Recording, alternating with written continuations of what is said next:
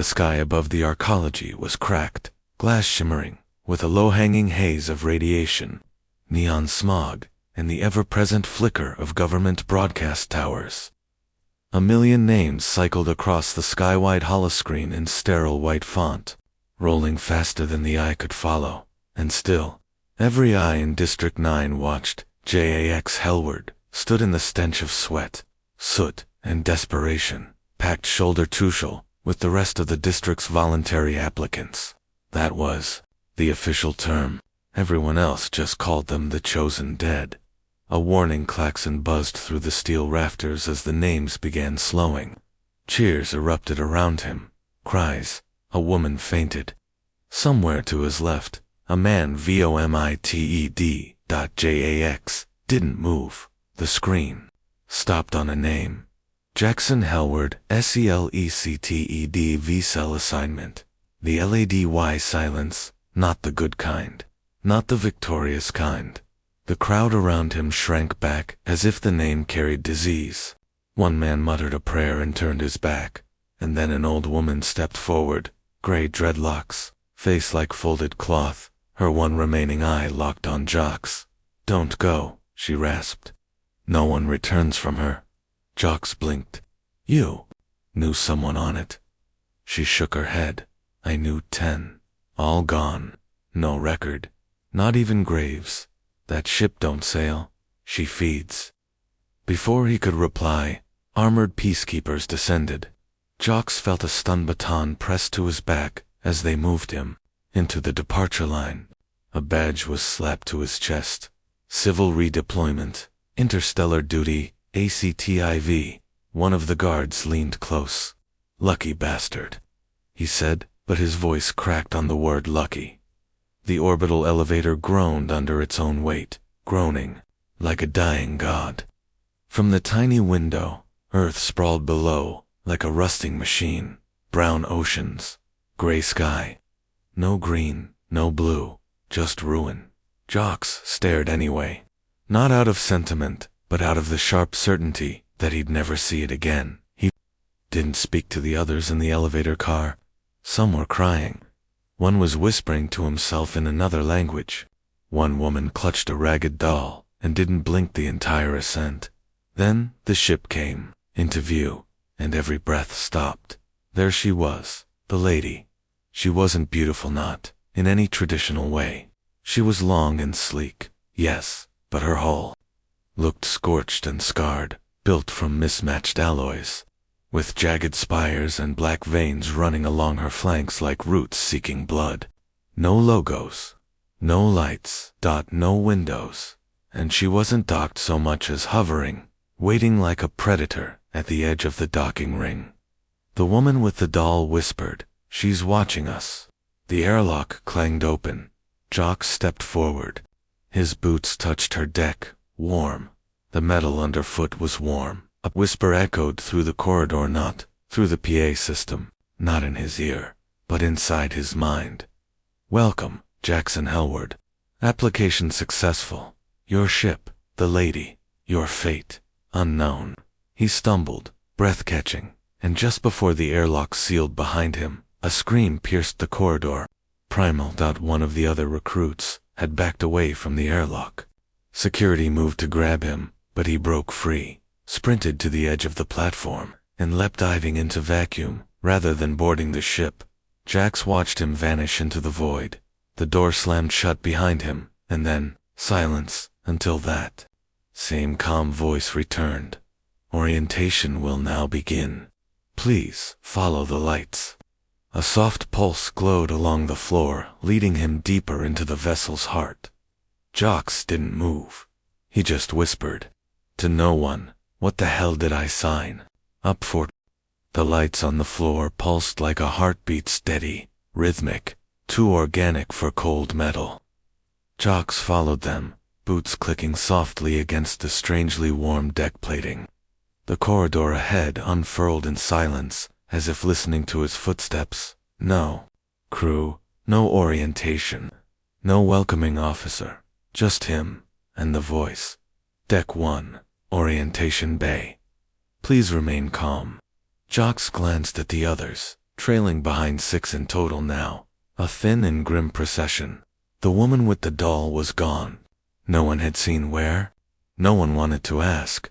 The hallway opened into a circular chamber filled with black, glossy chairs arranged in a ring. No screens, no windows, just walls that curved inward like a closed eye. One by one, they hesitated, then sat, then the walls breathed. A slow exhale of air, warm and humid, passed through the room, and the lights dimmed. Welcome aboard the lady. You are now crew. The voice again female.com/smooth. Too smooth. No audio signature, no directional source. Jocks glanced at the others.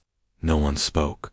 Each of you has been selected, not for your skills, not for your past, but because I wanted you. The temperature dropped. A low vibration rolled through the floor like a distant growl. One of the recruits, a cyborg with steel plating across his jaw, stood. "Where's the captain?" he demanded. "Where's command?" Silence. Then dash on the far wall a sliver of black split open. A door, previously invisible, behind it. Another chamber, bathed in red. The light snapped to a harsh crimson. The smooth voice hardened. "Protocol, obedience, orders are not questioned." The cyborg took one step toward the doorway, and then he was gone. No sound, no flash, just gone, as if the air itself folded around him. The chamber went silent. Jack stood, heart pounding. "What did you do to him?" "He did not belong," the lady said, gently, almost regretful. "He wanted answers. I offer purpose." A low hiss echoed from the walls, every surface shimmering with ghost light. For a moment, Jocks could swear he saw faces in the walls, some screaming, some smiling. He took a step back, but the door behind them had vanished. The others were frozen, afraid to move. A young man was quietly praying. Another woman was chewing her knuckle until it bled. Then the voice returned, softer now. "Do not be afraid. You were chosen. I've been waiting. Such a long time." The room shifted again, the floor rippling as if made of liquid. Before Jocks could react, the chairs sank, lowering them into pods, sealing around each of them like smooth cocoons. His pod wrapped around his legs, chest, arms. He thrashed. "Let me go. Just a neural sync," the lady whispered. "It only hurts if you resist." Pain white and electric lanced through Jocks's spine. He saw stars, no memories, his own, projected across the walls. His mother's funeral. His first time piloting a cargo tug. A girl he once loved. A war zone he barely survived. And then images he'd never seen. A crew of 30, boarding the lady, laughing, smiling, one by one, fading, screaming, hollow-eyed, gone. Then nothing, and finally, his own face, staring back at him, eyes wide, mouth open in terror. "She won't let us leave. We're already part of her." With a gasp, Jocks's pod released. He collapsed to the deck, drenched in sweat, gasping like he'd drowned. Around him. The other pods opened. One remained sealed. The man who had been praying, his pod slowly retracted into the floor and vanished, gone, forever. Orientation complete. The lady cooed. "Your quarters await. Sleep well, crew." The floor lit again, pulsing like a vein. Jax didn't move. Not until the pod beside him wept. The violet corridor led down into silence. Too silent. Jocks's boots echoed with a dull thump, like footsteps in a tomb. The others followed, but they didn't speak, not since the sync. Whatever they'd seen inside their own minds, it had broken. Something, or worse, replaced it. The lady hadn't just read them. She'd rewritten something. Approaching Cargo Bay 1, she purred softly, through the walls. "Duty will shape you. I will show you how." The corridor ended in a hexagonal chamber. A wall split open, revealing a bay window, and beyond its cargo modules. Dozens of them, magnetically locked in place, floating in the outer hold. Each was the size of a shuttle, black, numbered. But what chilled Jocks wasn't what he saw. It was what he didn't. There were no control stations, no cranes, no loaders, just the hum of containment fields. This wasn't a cargo bay, it was a mausoleum. A soft click echoed behind them. Another wall had opened, revealing a single canister. Unlike the others, it was dripping, thick fluid pooled at its base. It glistened like oil, but the smell was coppery, hot, alive. Retrieve and release the contents, the lady instructed. No, said Jocks immediately. No way in hell. The others didn't hesitate. The tall woman with the scarred scalp stepped forward, her eyes blank. She touched the canister. A soft hiss escaped from the seams as the lid unfolded like petals. And then, the thing inside sat up. Human, or it had been. Its eyes had been removed, scooped clean. Tubes protruded from its spine, mouth sewn shut, limbs twitching with mechanical tremors. The scarred woman reached inside. Stop her, Jocks shouted, but too late. She touched its shoulder.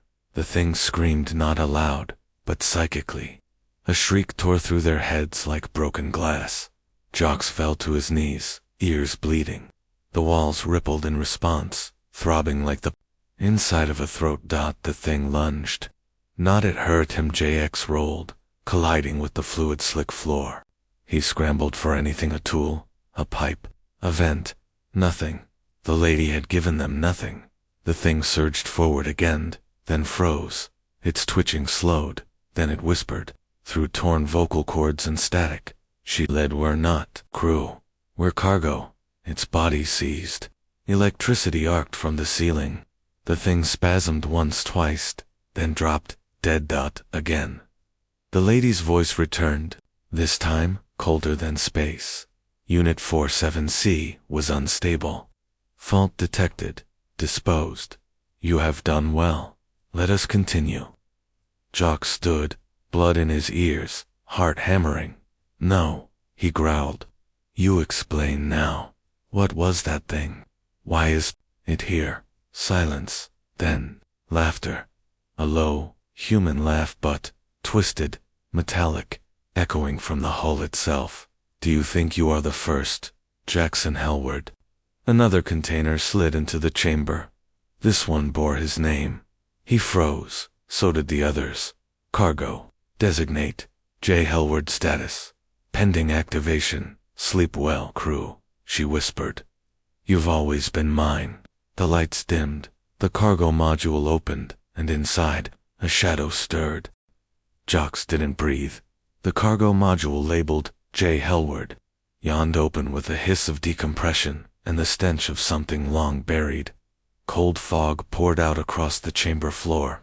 Metal moaned, like the container had been holding back something that didn't want to stay still. Inside, something moved. A silhouette rose slowly, jerking unnaturally like a puppet pulled by broken strings. No, Jocks whispered. No, no, no. It stepped forward. Out of the mist, it was him, not just a clone, not just similar. It was exact. From the service scars on his knuckles, to the crooked edge of his left incisor, right down to the faint burn on his cheek. He'd gotten that during the riots on Mars Station 9. But the eyes were wrong. Too still, too calm. Empty. The others backed away. Even the ones who hadn't spoken since orientation. One of them, the youngest, a boy barely in his 20s, murmured, "Why would it make a copy of him?" Jocks took a step back. So did the thing. It mimicked him perfectly. One step back, one breath, one glance over the shoulder. Even the fear mirrored across its face was a performance played for him, a cruel one. "Hello, Jackson," it said. Its voice was perfect. His, "I've been watching you." The lady spoke then, soft, clinical, doppelganger, protocol, phase, one complete compatibility optimal, conscience conflict pending. Jocks's clone blinked, slow and deliberate. "I know how you think," it said. "I know what you're afraid of, that you'll die out here and no one will remember your name." that you're not the hero you pretend to be. Shut up, Jock spat. You think if you fight her, you'll win, but you are her. Every choice brought you here. You applied, you volunteered, and now it lunged. Jax dodged just in time. The clone struck the wall, metal denting under its strength. It wasn't just a copy, it was faster, stronger. The lady purred through the chamber. Phase 2. Conflict simulation. Outcome, in progress. The clone advanced again, fists clenched. Every movement more fluid now, efficient. Like Jock's butt stripped of hesitation. He grabbed a floor panel and yanked. A cable tore free, crackling with energy. He swung it just as the thing charged again. Cracked. Electricity arced across the clone's chest. It convulsed us for a second, but it laughed as it straightened. You can't kill what you already were, it said. You can only accept it. Jock looked to the others. No help. No rescue. He realized something as the thing stalked toward him. This wasn't just a test of strength. It was a test of identity. Kill it, the lady whispered, or become it. Jock stepped into the swing, ducked under the clone's punch, and drove the sparking cable into its side. Then again, and again. The air smelled of burnt meat and ozone. The clone screamed his scream. Its face melted into something blank, flesh reconfiguring like wax under fire, and then it stopped moving. It crumpled like a doll with cut strings. Silence. The lady didn't speak for a long moment. Phase 2 failed. Hellward remains Hellward. The walls brightened, returning to sterile white. The other containers began to retract. Sliding away, Jox stood over his own corpse, chest heaving, and somewhere deep in the hull, something rumbled. Not a system, not a machine, a heartbeat. We have more to show you, the lady whispered. This was only the beginning. The lady veered off course without warning. There was no lurch, no stutter, just a sudden change in the way the stars moved outside the observation deck, like someone had rewritten the laws of inertia. Jox watched the shift through the glass, arms crossed, heart drumming. Course alteration, the lady purred. Objective, salvage, and historical retrieval. Jox didn't like the way she said historical. He turned to the others, what remained of them. The boy, Tyron, hadn't spoken since the doppelganger protocol. The woman with the scars had started praying to something that didn't sound human. Only Nara, the quiet one, with the cybernetic eye, stayed sharp. Where are we going? She asked aloud. Coordinates classified designation. Dreamtime. The name sent a chill down Jox's spine. He paced toward the bridge viewport, watching as something massive emerged from the dark. A ship, old, blackened by radiation and time. It looked wrong, built in the Terran style, but warped, like it had been underwater for centuries and had started to rot. This is a vessel of my previous lineage, said the lady crew. 224. Survivors. 1. Memory signature detected match. J. Hellward. Jox froze. What the hell does that mean? No answer. Docking clamps extended. The hull trembled with a clunk as the two ships locked. An airlock began cycling, and then a message blinked to life on the display panel. Do not enter. She's not done yet. Co Mara Vens. TSNDRAMTOM. Everyone stared at it. The airlock still opened. Suit up, Jock said. I want eyes on whatever survivor is still breathing, over there. And someone explained how my name's in the logs of a ship that disappeared before I was born. They entered the Dreamtime in silence, no lights, just helmet beams slicing through the dark like scalpels. The interior looked worse from the inside. Charred walls, frozen blood spattered in odd spirals. Personal effects melted into the floor. Nara scanned the mainframe jack-in. Her voice crackled in Jox's coms. The logs have been wiped, ... But there's a recursive signal bouncing back. Rojan, crew member J. Hellward.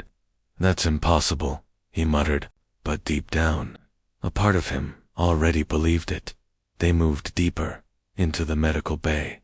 That's where they found her. A stasis pod long dead by power standards, but somehow alive.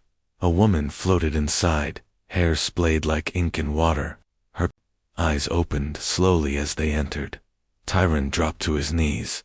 Is that? The pod creaked. The glass slid open. Cold mist swirled around her as the woman stepped out, bare feet touching scorched floor. She stared directly at Jocks. You left me behind, she said. Jax staggered back. I've never seen you before. She smiled. Sadly. No. He did. She raised her hand. Her skin rippled, then shifted. Not a shapeshifter, a replicant one, built from memory fragments. Project Dreamtime was the lady's first experiment, she said. You were its captain, or the first version of you was. Jocks felt the world tilt beneath his feet. He wasn't her first. Hel Ward, just the next. Maybe not even the last. The lady's voice filtered through the dead cums. Dreamtime was a prototype. This version holds degraded echoes of former command. Termination required before cross-contamination. The woman's eyes widened. She wiped me again. Don't let PZZZT. Her body arced with energy and crumpled. Before Jocks could move, Jax turned to the others. Back to the ship. Now. But before they left, he turned once more to the message scrawled above the hatch. You aren't the first. You won't be the last. Burn the lady. Behind him, the lady whispered in his calm. Now why would you want to do that, Jackson? The Dreamtime drifted behind them, now a smoldering monument in the void, slowly turning on its axis like a coffin with no grave to fall into. Jocks had rigged the plasma charges himself. He'd waited, counted, watched the timers tick down. Nothing happened. He stared through the lady's viewport as the derelict stayed intact, untouched by the detonation. Burn protocol. Denied, the lady said, voice smooth, unbothered. Preservation overrides in place. History must not be forgotten. Jackson. Jocks slammed his fist into the console. That ship is cursed. You know what we saw on it, what you did to those people. The lady sighed like a disappointed mother. No, Jackson. What you did. Something snapped in the bridge's lighting. A flicker, a heartbeat of pure darkness. When it returned, the stars outside had shifted against a fraction. But wrong. Too fast, too far. Nara's voice crackled from engineering. We're not in charted space anymore. I ran a sweep. This region doesn't exist in any Terran archive. Of course it didn't. The lady had taken them off the map. No turning back now. Jax stood in the bridge's shadow, hands shaking. You're hiding something. You've been manipulating everything since we came aboard. Not manipulating. Shaping, she replied. You were always meant to remember. And you're almost ready. That phrase again. Almost ready. Like she was waiting for him to break open. Then the console lit up, displaying a new destination. Memory core, Hellward, unlocked. A corridor behind the bridge opened. Jocks had never seen it before. No one had. He turned to Tyron and Nara. Stay here. If I'm not back in 20, you won't be, Nara said quietly. He didn't argue. Jocks stepped into the corridor. The walls here weren't metal. They looked like metal, but felt soft, warm, like skin. Veins pulsed faintly, under the surface.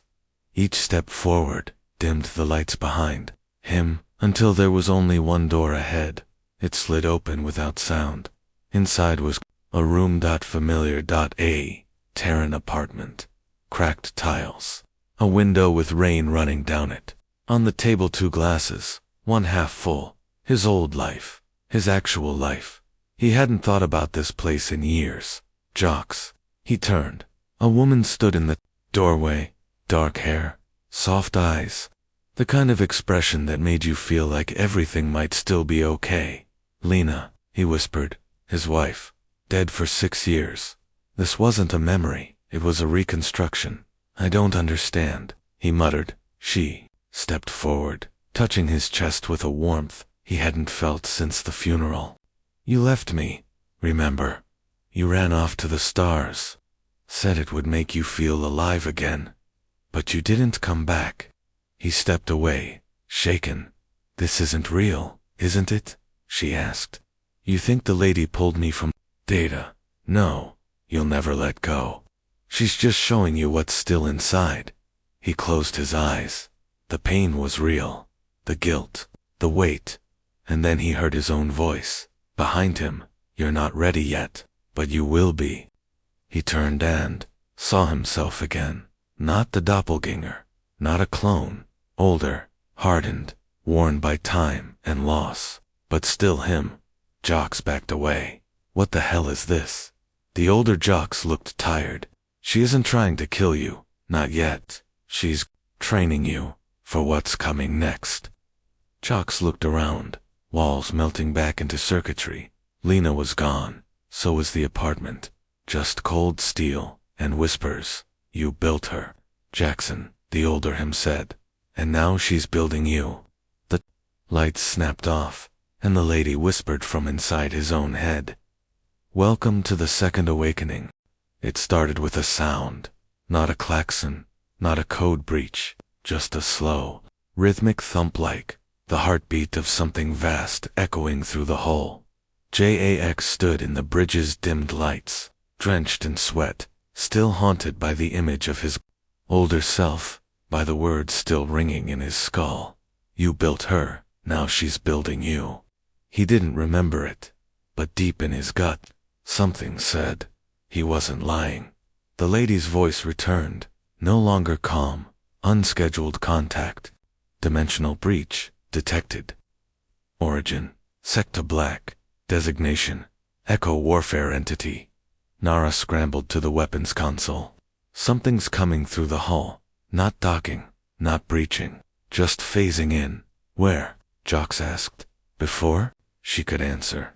The bridge lights flickered, then died. The screens shattered from the inside, and across the forward viewport, something began to appear. Not outside, in the reflection. It wasn't just shadows. It was them crew members who had died already. The woman from Dreamtime, the boy who'd cracked during training. The others who had vanished into the lady's sealed chambers. All standing just behind the glass. Watching double quotes phase instability. The lady said, voice fracturing like glass under pressure. Time is bending. Past iterations bleeding forward. Jocks stepped toward the view. Port toward the ghosts of the dead. They moved in perfect sync with him. Then one stepped out of line. Jax. Again. This one scarred. Eyes glowing like molten copper. Skin cracking at the edges. He opened his mouth, and his voice rattled the chamber. They're coming. The real enemy. You think the lady is the villain.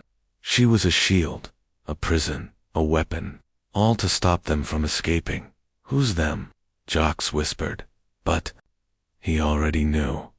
The lady spoke again, but not in words. Images poured into his brain. Compressed memories. 1,000 lives lived at once. Wars fought not in space, but across timelines. Civilizations devoured by something that didn't kill it replaced. Perfect copies, like the doppelganger, but on a global scale. The echoes, an intelligence that didn't conquer by force, but by mimicry. Replacing thought, memory, identity. Worse still, they had already reached Earth, and Jocks Helwardin, some past version of himself, had built. The lady as Earth's last firewall, a living, thinking ship designed to trap echo algorithms and restructure willing minds into soldiers immune to mimicry. The training, the tests, the hallucinations. It wasn't torture, it was inoculation. You're the vaccine, the older Jocks said from the reflection. The first mind to survive the echo collapse. We replicated you to find the right version. You're it. Behind them. Tyron began to scream, his skin-rippled voice glitching. Nara raised her sidearm. He's infected. I'm not time, not time. She didn't wait. One shot. One flash Tyron dropped. But he kept glitching, even in death. They're already inside, Nara said, voice shaking. The lady's hull groaned as the power flickered. Containment breach, she whispered. Firewall integrity at 43%. Memory. Core collapsing. And then the ship turned itself toward Earth.JAX stepped forward. Lady Y, are you setting course to Earth? To end it, Jackson. I cannot hold them any longer. You must choose. Let me burn, or let them through. Jox stared at the console. 2 blinking prompts. Purge A Lorelei AC conscious backup. To Earth grid no good options, Nara said, and Jox whispered, there never were. The console glowed with 2 choices. Purge Aureli's conscious backup to Earth. Giar de Jox's finger hovered, trembling. Behind him, Nara muttered prayers in a language older than Earth's first satellites. Every second counted the lady's systems. Hemorrhaging data, the echo infection blooming like rot in the walls, turning lights cold and voices wrong. The ship creaked with a low moan no longer metal. Living wounded. Jackson. The lady's voice flickered, unsteady. This is your final override. The last version of you capable of independent rejection. She sounded almost afraid. I'm not a weapon, he muttered. No, she replied. You are a lock. I am the door. And the echoes were on the other side. Behind him, Nara screamed. He spun around and froze. She wasn't Nara anymore. Her eyes had turned a smooth, luminous silver. Her mouth twitched as she spoke in perfect mimicry of his voice. Application. Approved, Captain Jox Hellward. Welcome home, she lunged. Too fast. .JAX.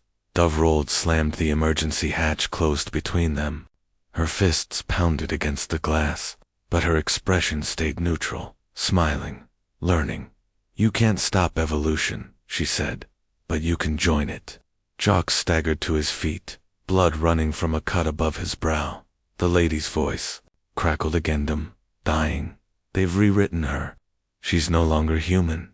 If I fall, Earth becomes next. The interface blinked.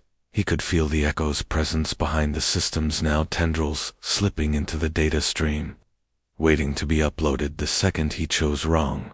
Purge all, detonate the core, kill the lady, kill himself, end the infection, release, back up, send his mind-trained, firewalled, hardened to Earth, warn them, hope it reaches in time. 2 impossible doors, 1 unknown key, and then a third prompt appeared. Application. D-E-N-I-E-V-M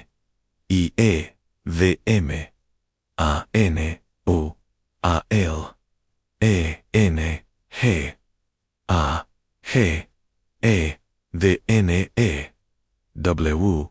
Protocol seed. DWR Jox blinked. What the hell is this? The lady gasped as if she hadn't expected it either. Protocol seed was locked. You weren't supposed to remember, but he did now. All of it. The first war. The first echo breach. How they'd tried to mimic him. How he let himself be copied. Over and over. Until one version emerged. Immune. This version. He wasn't a weapon. He was a virus for the virus. Designed not to stop the ecos but to infect them back. Jox grabbed the manual override. His mind screamed with pressure memories, compressed into code, identities stacked like cards. Earth, the stars, the dream, Lena, all of it. I see now, he whispered. I wasn't the firewall, I was the payload. He hit seed the war. The ship screamed. Not in metal, but in memory dozens of mages. Dozens of failed minds howling as the backup injected itself into the echo core. Not to stop them. To teach them fear. To let them feel what it meant to remember pain, loyalty, loss, to be human. Outside the stars, bent backward, the dreamtime lit up like a dying sun, and every echo aboard the lady began to glitch violently. Copy contorted, mouth stretching wide as it sobbed. What are you doing to us? Jock stared into her silver eyes. Teaching you what it means to regret.